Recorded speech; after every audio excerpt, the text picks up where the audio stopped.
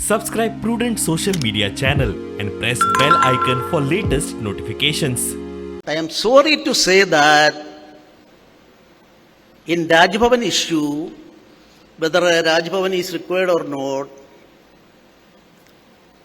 the basic, not only teaching, basic information is lack for certain political leaders in Goa. I am very sorry to say that.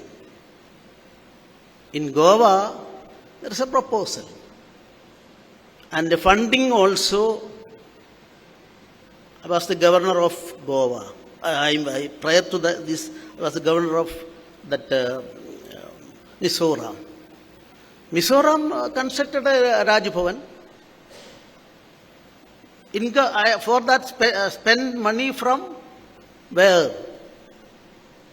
From the Central Planning Board has allotted and given the money.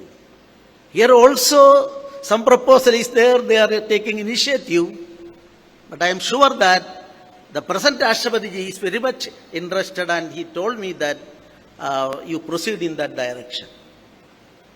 So state, we are going to get it.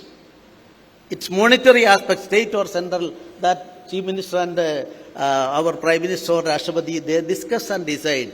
If you want, you can invite opposition leader also along with you.